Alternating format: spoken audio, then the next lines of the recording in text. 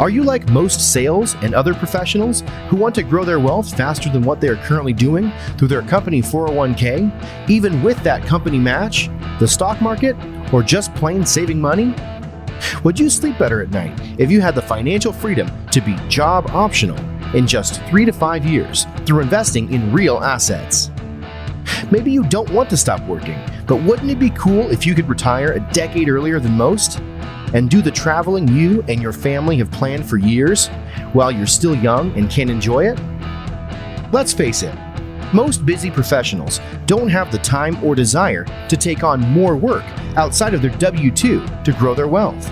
On The Wealth Flow, each week we share the stories, the investments, and take a deep dive into the various asset classes that can deliver that accelerated growth to your portfolio passively. That's right, no extra work for you. Instead, we'll put your money to work. Learn what the 95% aren't talking about and join the top 5% of earners today on The Wealth Flow.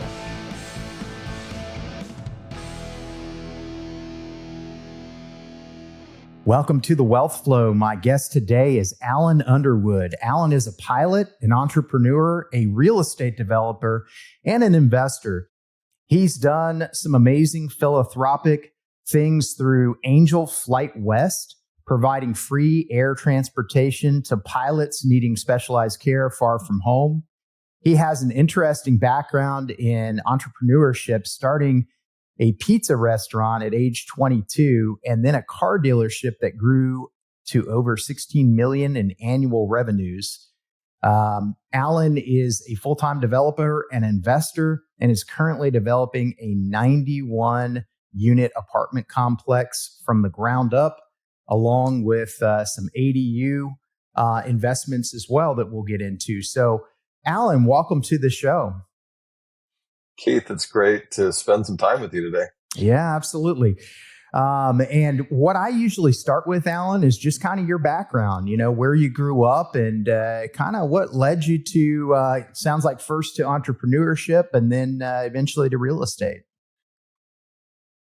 Yeah. Well, I'm an Arizona native, so I've been in the Grand Canyon State for most of my life.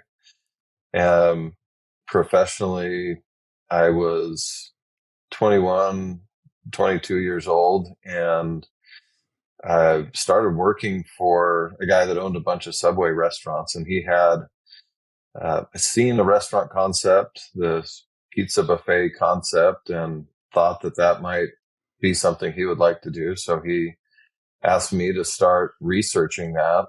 And so I spent several months sitting in this pizza restaurant with a yellow lined notepad and taking notes on everything that I observed. I'd count the number of employees and time the pizza's going in and out of the oven.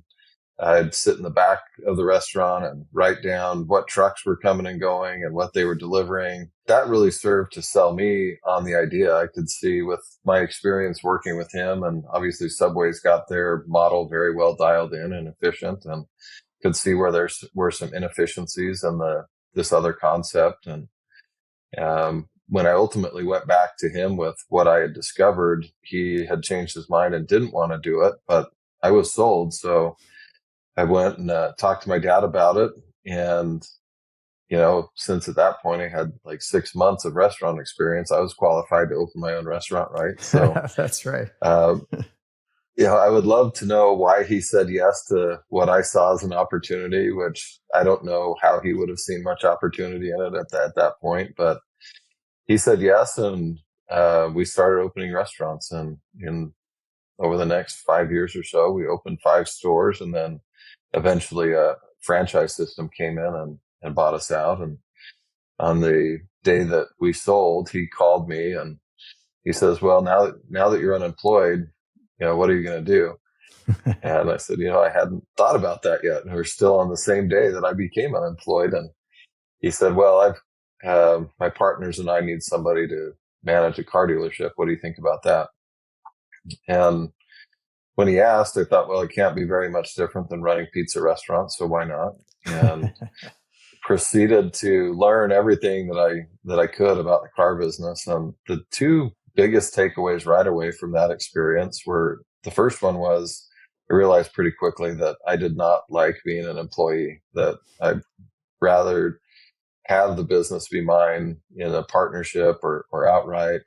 And the second thing is that selling cars makes a whole lot more money than selling pizza.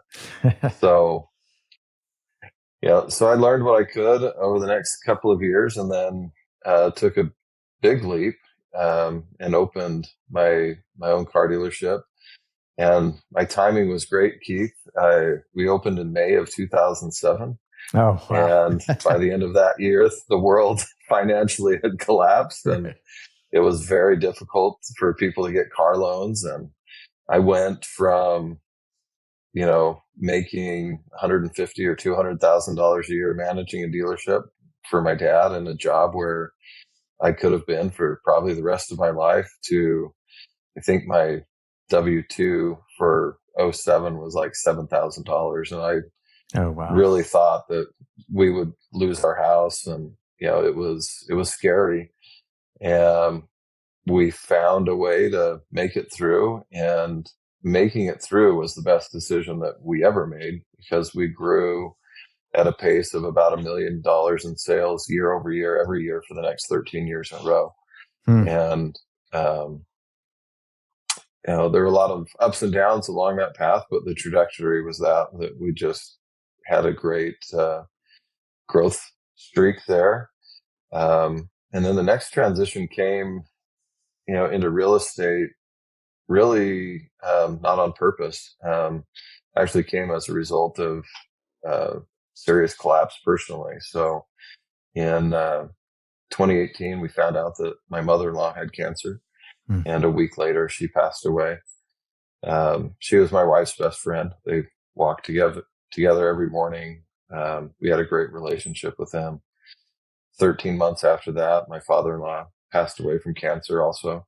Wow. And 13 months after that, my dad had a massive stroke and passed away. So in the course of 3 years, we lost 3 parents. And that, frankly, it devastated me.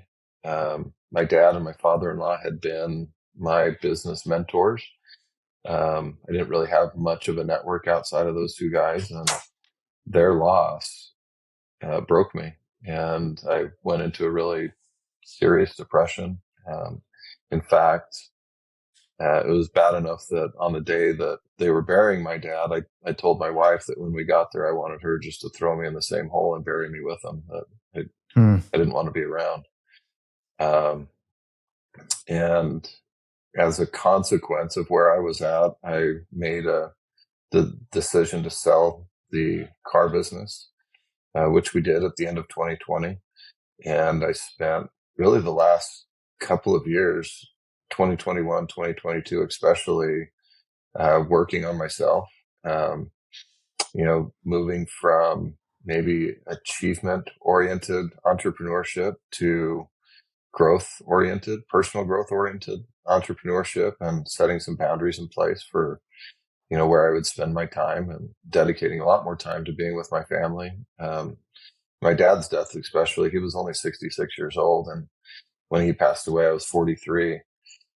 And I just can remember thinking, wow, if I've only got 23 more years, that's 23 Christmases, or 23 summer vacations, or 23 more of my kids' birthdays. I don't want the next 20 years of my life to look like the first 20 years of entrepreneurship, where I was working 80 hours a week, 6 or 7 days a week. And made some big decisions, and there's been a lot of growth in that. It has not been easy. Right. Anybody that's gone through something like that would probably say the same thing. I wouldn't want to repeat it. But it also has been the best thing for me personally that has ever happened, which is really only a perspective that I think I arrived at in the last maybe 6 or 8 months. Wow. There's a lot there. I'll tell you what, first, why don't we go back maybe to the car dealership piece of the puzzle? What were you selling? Used cars, new cars? What'd you guys specialize in? Yeah, they're all used cars. Okay. Primarily, we looked for cars 5 years old with less than about 60,000 miles. Um, it wasn't anything flashy. We sold a lot of Toyota Corollas and Camrys, Yeah. Honda Civics. I wanted to sell something that had a monthly payment of $300 a month or less, so that just in my own research, I figured about 80% of people that were looking could afford a payment in that range. And so I wanted to be marketing to as many people as possible. And that worked out well. We had a Facebook following of like 30,000 people at our Wow. peak, um, generated a ton of sales from social media. And our basic philosophy, I think, was the real difference. People hate buying cars, and it's because the experience is a terrible one. Usually, you don't feel like you can trust the people. You feel like when you walk in, you're going to be stuck there for hours and hours. So we did a couple of things. Uh, the overriding principle was that we would pray hard, work hard, and that was our success formula. That's as easy as it was. And part of that treating people right was my sales guys knew that, our expectation was that people could come in, find a car, and complete the purchase in 30 minutes or less. It would take longer than that sometimes, but we didn't play the whole let's go back and forth and talk to the manager game. Our sales guys were empowered to make pricing decisions. And if they felt like it was a good deal and they were happy with what it looked like, they could just pull the trigger and sell the car. Yeah, that's great. And as far as financing, did you use outside financing, or was this in-house financing, or a combination of both? Um, no, we didn't. I think in the whole 13-year time period that we're doing it, there may have been 2 or 3 loans that we carried. Okay. We advertised that we would carry the note, but we developed really deep relationships with lenders so that we didn't end up having to actually carry the note. In fact, with one of our secondary lenders, we were the number one dealer in the country for a row, and we're in the top 10 for 8 other years. Wow. Okay. Very interesting. I sold cars for a period of time there, and so just was curious. I enjoyed selling the used ones more, just because usually the commissions were a lot better on those than the new ones. By the time you get through the pricing and kind of the haggling back and forth. So, um, Yeah, there's a lot more incentive in the used vehicle market for sure. yeah, and I think that's a smart plan with the $300 payment. Just seems like a lot of times, especially now, if you consider the price of cars today, obviously there's increased financing that goes out a lot further than it used to, just because otherwise the payment would just be too high. But that's neat. Tell me a little bit though about, you mentioned working on yourself after selling the dealership. To lose basically 3 parents all within a very short time frame, obviously would devastate anybody. And so, how did you work through that? What worked for you as far as kind of making peace with that and getting through it? Yeah. Well, that's an ongoing process. You don't stop missing people. Mhm. And I don't think that where there was a strong or good relationship, that I don't know that the grief really ends. It certainly changes. And for me personally, the beginning of it was honestly just allowing myself to grieve. I think in our culture, and in my family in particular, I viewed, and I don't think this was ever necessarily stated out loud, but, you know, big boys don't cry. And Right. so even expressing emotion was repressed. You know, through the death of my wife's parents and my dad, I didn't let my wife see me cry, um, because I saw that as weakness. And I felt like if I was weak, that would be undesirable. And if I was undesirable, why would she want to stick around? Hmm. I've learned since then that um, sharing my emotions with her is actually attractive. So I probably wasted 20 years of our marriage in the beginning of, doing the exact opposite of what I was trying to do. But honestly, it just got to a point where I couldn't, I really wasn't dealing with it well on my own. I went, visited, met with a grief counselor, and that started the process. I read a lot of books on mental health and overcoming grief and depression. And that's changed my morning routines. So my morning routines pretty much always start, and it's very rare that it isn't exactly this, where I get up in the morning, there's half an hour to an hour of meditation and breath work. Mm-hmm. And then usually about 90 minutes of exercise of some sort. Right now, that's long walks with my wife. That's our opportunity each day to connect. And then I've got a sauna in the house that I'll sit in and read for about 30 minutes.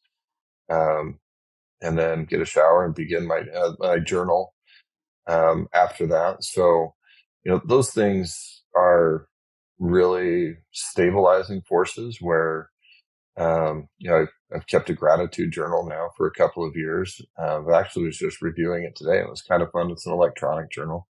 Yeah. It was kind of fun to scroll through and see what I was feeling grateful for at the time.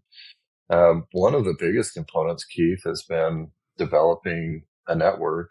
A year ago joined GoBundance, and that's been game changing for me because I finally have other men who are willing to express emotion and share hard things, and help when that's necessary. And that has been one of the most impactful experiences of my life. The counsel that I've received, the help that I've received, the connections that I've made, the just playing, like going out and renting race cars with the guys, or Right.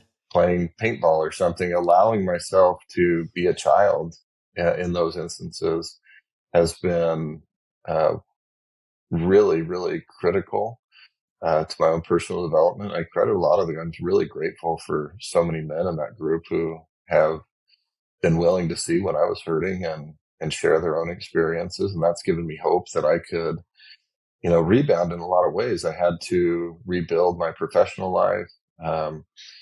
My kids right now, all of my four older kids anyway, all of them are working with life coaches that were recommended by members of that group, to help them with the grief that they experienced. And so for our whole family, that has been transformational. Yeah, and for me as well, and for the listeners that maybe aren't familiar with GoBundance, it is a mastermind, but it's an amazing group of guys that with the various pillars. It's not just all financial, although there is definitely support when it comes to that piece of the puzzle. But a lot of it is life happiness and really growing, and so. There's some amazing things there. And that's actually how I met Alan. So, in one of our capital raising deals. So, yeah, very interesting. But so same thing with me. It's been great for me and just really helped me grow as an individual. And, with Mike, I have daughters that are older, and one that's graduated college and another that is in college right now. And, when they were younger, you're going to the games and the various things, and you're interacting with a lot of other parents. But I think, one thing that I was lacking was just interaction with some adult guy friends. I mean, we had it's not that we didn't have any, but even those, they weren't necessarily pursuing the same type of things. That I didn't have maybe some of the same aspirations. So, very interesting. Yeah. And certainly life experience is different. It's a very different experience to get in a room with 6 or 8, or, this past week, it was a couple of hundred, but guys that are entrepreneurs and striving to better themselves, physically, mentally, emotionally, spiritually. They're giving generously. They've got tremendous life experience. Um, and I think that whether it's, the group that we joined, um, I, that's one of the things that I talk frequently with my kids about now is you need to find a group of people that are rowing the same boat, going the same direction, and where you can lean in when it gets hard. It's a conversation my wife and I have had as we, uh, with our current project with the ADU development in California. The comment that I made to my partner when we started was, it took me 13 years to build a business that was doing $16 million in annual revenue. And with the goals that we have of doing, $200 million in the next 5 years, what we're aiming for not only is a much shorter time frame, but it's exponentially larger than anything I've ever done in my life. And my wife asked, what if the grief comes back? What if the depression comes back? What are we going to do? How are we going to handle it? And I said, well, the biggest difference right now, and there's a couple of them, but the biggest one is there's 100 guys at least on speed dial right now that I know that I could reach out to with any element of my life or business and say, hey, I'm really struggling right here. I don't know what to do. I'm having a hard time. And I know that help would come. Yeah. Without a doubt. I know that 100%. And then the second thing is I've learned through these experiences, I've developed tools and habits and practices now that to where I feel like I know when, I have good days and bad days. You do too. And I'm sure your listeners do also. The biggest difference is I recognize those, and rather than maybe ignoring those signs, that's a good indicator for me to slow down or maybe reconnect with somebody, or, I can sense when those drops in attitude or emotion are coming and respond to them in a way that's uplifting. Yeah. Yeah. That's great. And I could see how that could make a difference.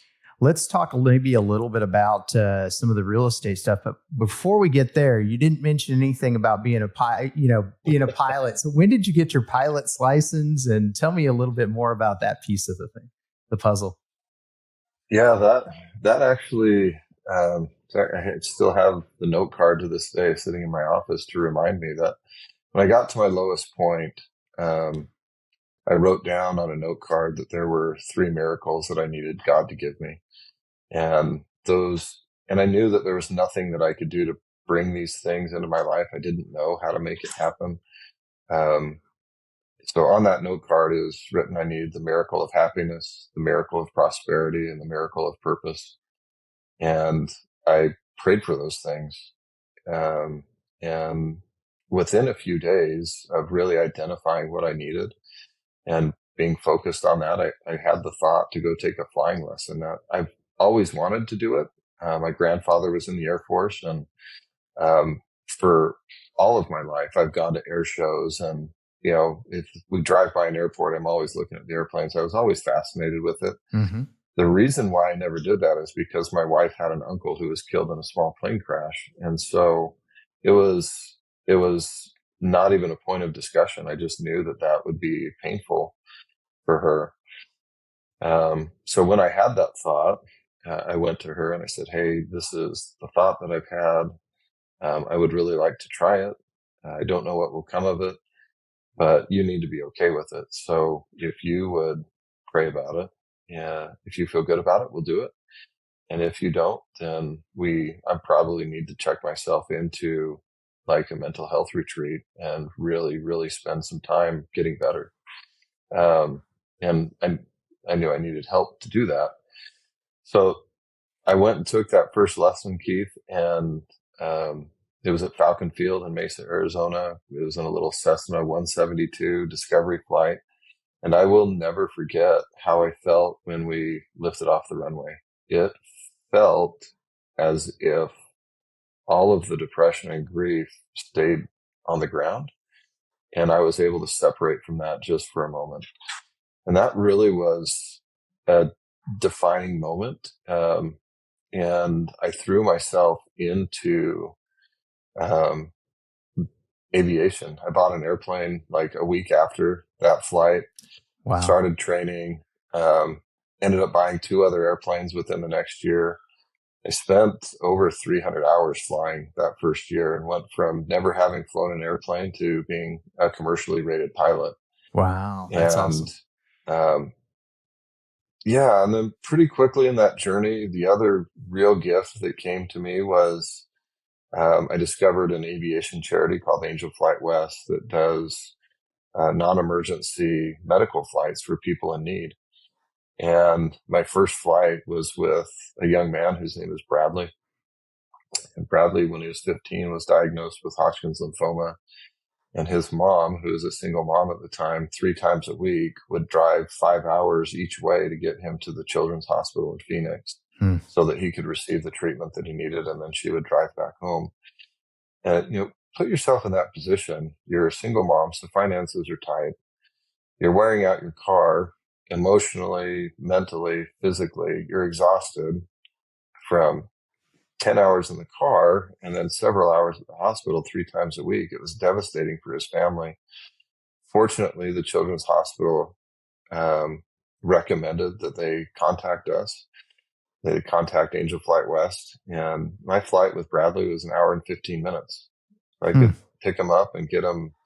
And then one of our volunteers picks them up at the airport and drives them to the Children's Hospital. So it's life-changing for them, and it's equally life-changing for me. I get somebody in the airplane who I can help. And in this case with Bradley, I've got, at that time, he was 18, an 18-year-old boy who's my first flight with him. They were going to find out if they could continue treatment or if the cancer had advanced and the treatment wasn't working to the point where they weren't going to treat anymore. And how can you possibly have a bad day with that point of reference? Yeah. I may not have had everything figured out at that point. Financially, things weren't going the way they had been going before this, but it was impossible for me to have a bad day. And um, there's just a really good point of reference for me now where if I'm ever starting to get into my own head and feeling like I'm not having a good day or things aren't going my way, I just have to think about the flights that I've had with people like Bradley or Layla or Edwin or AJ or any of the other patients that I've had the chance to fly with. And um, it reminds me of how blessed my life is and that these things are temporary. It's going to pass. And so, serving others is a great cure, I think, for any kind of depression or anxiety or anything else that you might be experiencing. Now, not everybody gets to do that with an airplane. So I'm just doubly blessed there that I get to use something that I love, that I'm passionate about, to serve others. Yeah. Yeah, for sure. That's a great perspective and just a great life lesson for sure. So, and how quickly you went from just your single pilot's license to, being commercially, I forget what you said, commercially graded or whatever, but that's awesome. Yeah. So, Yeah, that commitment was to my wife. I committed to get as much training as possible so that I would be as safe as possible. And so I could have stopped with the training. To be a private pilot, you only need to have like 40 hours of training. That just, to me, didn't seem like enough. I know every time I get in the airplane, there's if you have a mechanical problem in an airplane, it's a little bit different experience than having a mechanical problem in your car. You just can't pull over to the side of a cloud and sort things out. right. You go from a problem to an emergency really quickly, like within a few seconds. And I wanted to be able to respond to that situation with knowledge and expertise and training, so that when I walk out the door, I know that I'm also coming back in at the end of the day. Yeah, yeah, for sure. And so on your planes now, are you mainly flying those? I mean, obviously for pleasure, but do you and your wife take trips and you pack everything up in the airplane and go, or how does that work? That's a yes and no answer. So I love airplanes. My wife loves gardening. So I'm a creature of the sky and she's a creature of the ground. She does not love flying, and we have 5 kids at home, Keith. So Okay. for her, both of us being in the airplane and taking that risk is a little bit more than she's willing to do most of the time. We'll do short trips, an hour or so. Most of the flying that I'm doing right now, if it isn't for Angel Flight West, is back and forth to San Diego, where we're developing property. Mm-hmm. And I have a daughter in Idaho that I'll be flying up next weekend to see her up there. The airplane is a time machine. It would take me 6 hours to drive to San Diego from where I'm at, and I can fly in 2 hours and 20 minutes or something. So for me, the investment in time is worth it, and I enjoy it, which is great. But flying airplanes is also the best networking tool that I've ever discovered. If I meet somebody at a real estate meetup or a conference and ask if I could have 5 hours of their day on a Saturday morning after just meeting them, the answer is probably no. If I let them know that I have an airplane and would like to take them to breakfast in Sedona, the answer is always yes. So that's right. It's been a tremendous lever to pull when networking with people, because it all comes down to giving, right? I'm giving an experience, I'm giving an opportunity, and not asking for anything in return. And right now, without exceptions, pretty much all of the partnerships that I'm in, the things that I'm doing, are a direct result of showing up and giving that kind of an experience.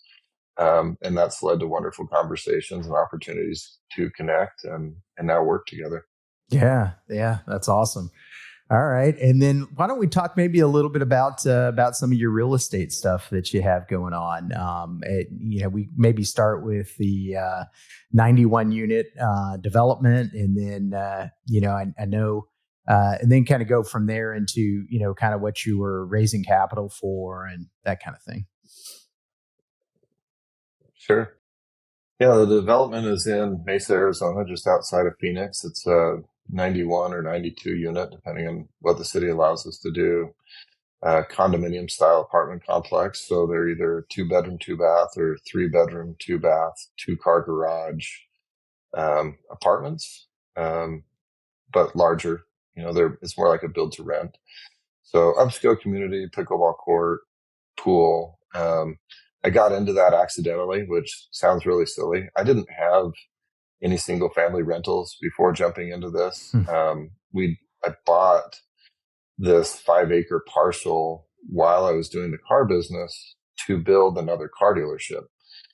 And then after selling the car dealership, was looking for something else to do with that property. Most of my background is commercial, so my idea was to build a shopping center. And I went and visited with a land attorney who's a friend of mine and sat down with him. His name's Ralph, and said, "Hey, okay, here, Ralph, here's my idea. I'd drawn out on a piece of paper pads for, fast food restaurants and a little shopping center." And he said, "Well, let me take a look at this piece of ground." And so he comes back and he says, "Well, you don't want to do a shopping center there." And I don't listen real well sometimes, so I push back and I said, "No, that is actually what I want to do. I just need you to tell me what we need to do to make it happen." And he said, "Well, Alan, let me tell you this, is that property is zoned for high density residential. And about 99% of the people that I'm working with right now in Arizona are looking to buy exactly what you already have." He's like, "What do you know about multifamily?" And the answer was nothing. I didn't know anything about multifamily. So he referred me to a developer that had experience developing multifamily, and I took him to lunch and I said, "Hey, here's what I've got." And his name's Dave. Dave took out a napkin at the restaurant and drew an apartment complex with property line setbacks and where the driveways would go. And he said, "Here, call this architect. Here's what you're going to do." And he said, "Or if you want, I'll buy the property from you." And he offered me $1.5 million for the property, which was double what I'd paid for it. Wow. And that piqued my interest. I went, "Okay, well, Dave, tell me, what are you going to do with it?" And he said, "Well, I'm going to get it entitled." And I had no idea what entitlement meant. I didn't know that that was the process of having the city say, "Yes, you can do this, and here's how you can do it." So I asked him that. I said, "How long would it take? What would it cost?" And he said, "Well, it'll take a couple of years. It'll probably cost $500,000 to do that." I said, "Okay, so you're going to buy this property for 1.5. You're going to put $500,000 into it. You're in it too. What happens after it's entitled?"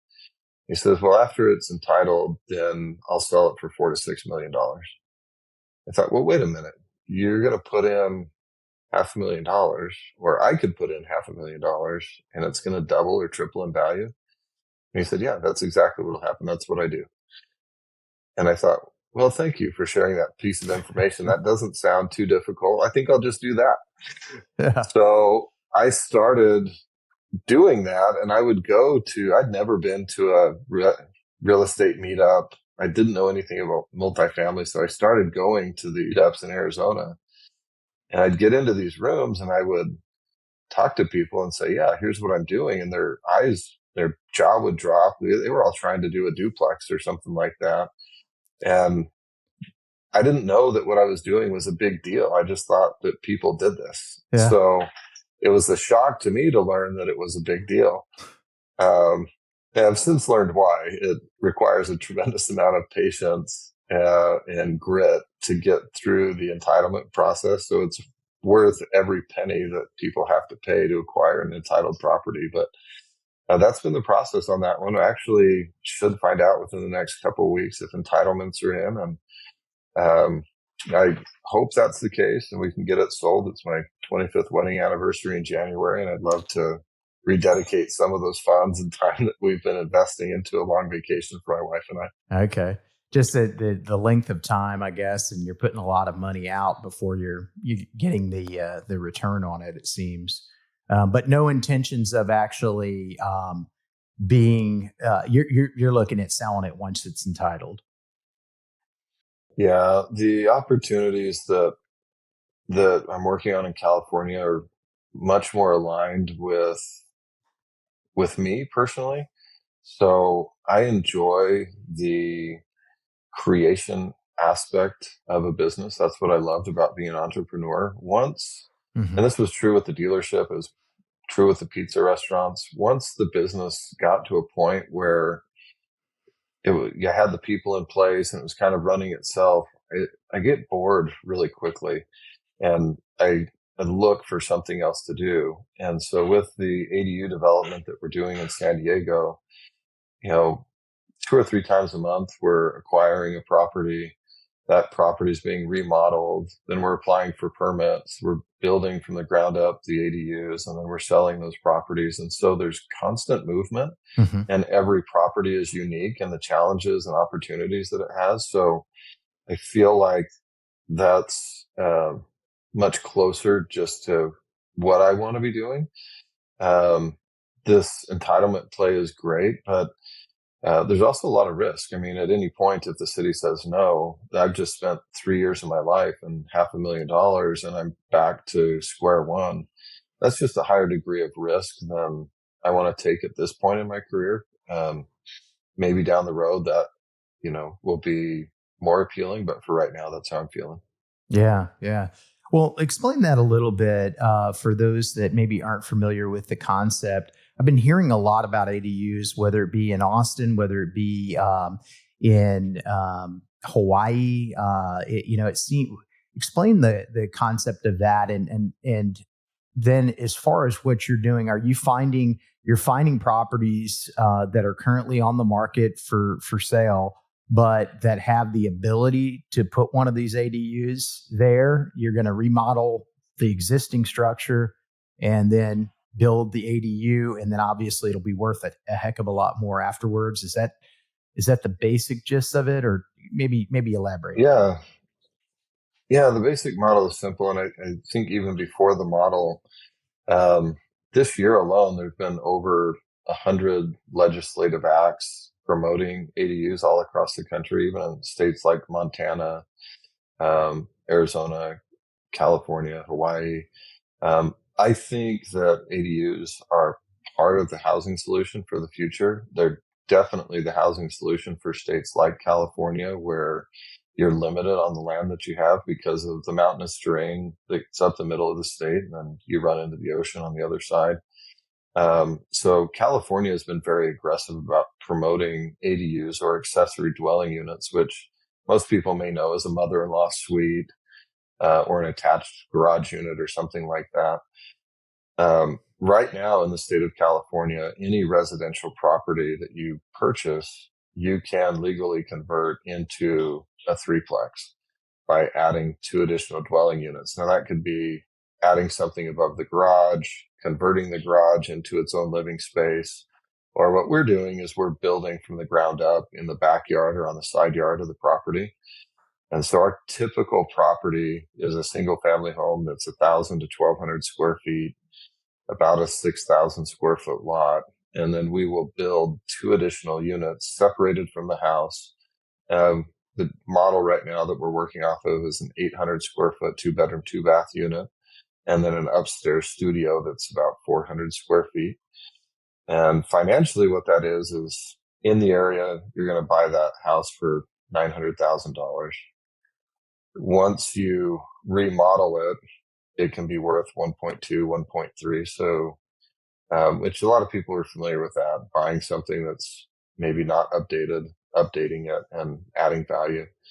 But from that point, the real value add comes in the difference between the cost of construction for the additional dwelling unit and the value of the property once it's constructed. We're building for $250 to $300 a square foot. And on average in the neighborhood where we're acquiring homes, we're able to sell for about $800 a square foot.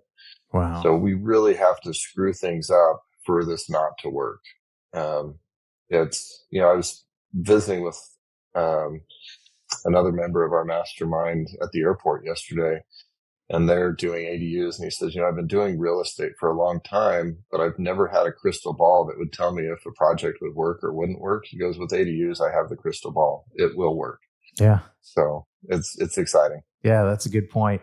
And so, who's the end buyer on this? Is this just somebody that, maybe wants to offset their mortgage payment by having renters in the back, or are they actually sold to, a variety of different owners? Are you separating them out where they can be sold separately, or does it have to be like the package unit of the 3? Yeah. So when we started, the model was selling the whole property together, main home and the ADUs. Just within the last week or 10 days, California signed into law the ability to sell each unit as a condo. Oh, cool. So that model could change. It's a little bit early for us. We haven't done a lot of data analysis. And we don't know how the market's going to respond to that. So for right now, with the funds that we're raising, we're sticking to what we know works, and then we'll evaluate what doesn't work. We like to experiment on our own money before we bring investors in. So that may be something we experiment on in our own portfolios and see how that works. But to answer your question, my case is a perfect one. My mom, she's a widow now. Mm-hmm. She's aging, and it would be great to be able to have a home where she could help make part of the mortgage payment, but also where she's living close enough where she doesn't have to worry about the yard. We can see her whenever we want, but she's got her own private space. So, the multi-generational family is a buyer, but also in California, investors are a primary target. And the reason for that is when you buy with new construction in California, that property is exempt from rent control for 15 years. So if an investor is looking at an equally priced property, the new construction is going to have a huge advantage because they're not subject to rent control. So they're going to have a greater return on their investment for the next 15 years than they would with an existing multifamily property. Yeah, that's a great point. Okay. Very interesting. Wow. And so where are you in that stage? Have you guys started to already build them, or you're building them? Because again, I've heard in Austin, I've got a friend of ours that's in GoBundance as well, and he's actually building these almost like mobile homes or tiny homes, and then they actually bring them in and set them up on the land. Don't build them like from the ground up. To me, it seems like it'd be simpler to do it the way you're doing it, but could be wrong. Yeah, we've looked at prefab construction. We haven't found a model that we love yet. We're trying to keep the homes that we're doing authentic to the neighborhood that they're in. Yeah. So, putting a shipping container in the backyard in these neighborhoods, we don't think serves the neighborhood. Right. So we're working on, maybe some options just to increase the speed at which we can do these. But yeah, we just closed on another home yesterday. So we just launched about 8 weeks ago our fundraising, and we purchased a home then. We're through the remodel on that one. We just closed on the second home yesterday. We have a third one under contract that'll close in another couple of weeks. And as funds come in, we're deploying that capital very quickly. The goal is 8 properties before the end of the year. So we'll be accelerating towards the end of the year pretty quickly. Okay. And with the investors being one of the main targets, are you putting renters into the units, or are you selling it before all that happens? Yeah, we're listing them vacant so that the investor, we don't want to dictate to the investor who the renter is or what the terms of the lease agreement are. Yeah.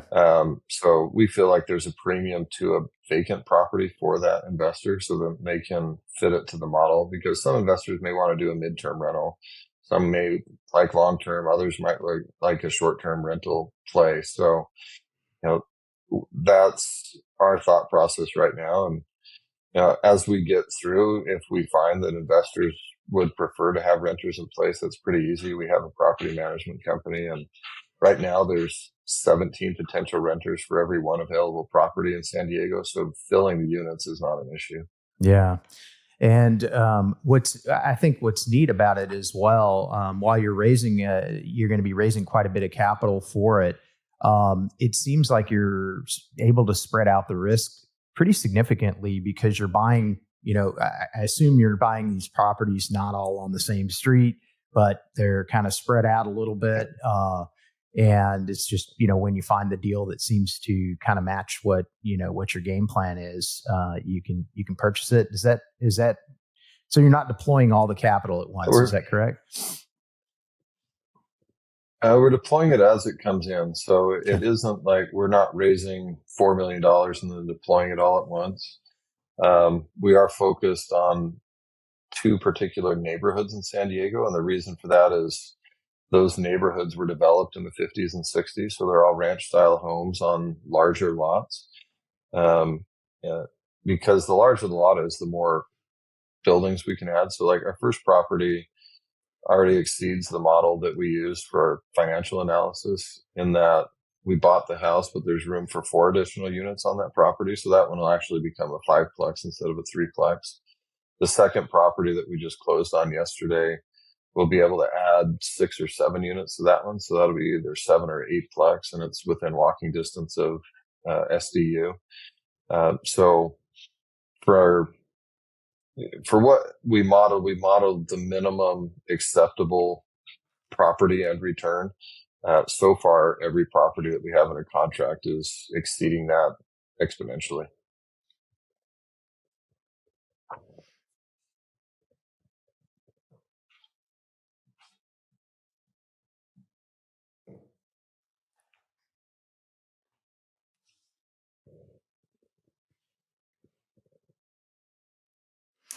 Yeah, I'm not sure what happened there. I don't know if that's my internet or your internet, but something's locking up. Yeah. Yeah, we took a pause there again. I don't know how much you got. Yeah. So I've kind of marked those spots, so we'll edit those out. But Okay. And some of it probably will come through. I know on other episodes it's still recording and it'll still upload it. It'll catch up. Yeah, exactly. Yeah. Well, why don't we do I've this? probably got teenagers on the Wi-Fi. Right. Yeah. Why don't we do this, Alan? If you could maybe tell the audience, how they can find out more about you, if they are interested in investing with you, where do they go? Yeah. Our website, which takes you directly to our investor portal, is probably the best place. It's MMTMGRP, short for Momentum Group. So MMTMGRP.com. They can find out about us there. They can find me on LinkedIn or Facebook pretty easily. I think both places it's the Alan Underwood. It's probably what it is on Instagram too. That's the easiest place to reach us. We're also having monthly meetups in San Diego where we're meeting at the properties that we're working on. And so they really get a live demonstration of, hey, here's the phase of the project where this is. You can see it, touch it, feel it, and be able to envision what we're working on. So we have one of those. I don't know when this episode's going to release, but once a month that'll come out. Those can be found on meetup.com. Meetup.com. Okay. Yeah, that'll be great. Well, that's you're just doing some amazing things, whether again it be the philanthropic deal with flying, patients to get their treatments, and just an amazing story. And I love to hear what you're doing with the ADUs as well. I got just a couple more questions for you that I ask every guest, and one would just be, if you were to give somebody advice that is maybe just starting out in their investment journey, what advice would that be? I think if you're just starting out, I would find someone who knows what you want to invest in better than you do and learn from them. Partner with them if you can. That when I said I wouldn't do ground up development like I'm doing in Mesa right now, that was partially true. I wouldn't do it alone again. I would find someone else that was experienced that I could partner with so that I can leverage their experience, their knowledge, their processes to do it faster and more profitably than what I've done. So that would be the biggest thing is you cannot replace the value of the network of people around you. That 100%, that's, if I had the network 20 years ago while I was building a car business that I do right now, we'd be having this conversation from a private island somewhere or something. Right. It would have made an exponential. I mean, just from the time that I joined, which was a year ago, and started connecting with the guys in the group and learning from them, I have made this year 30 times more than what I made last year.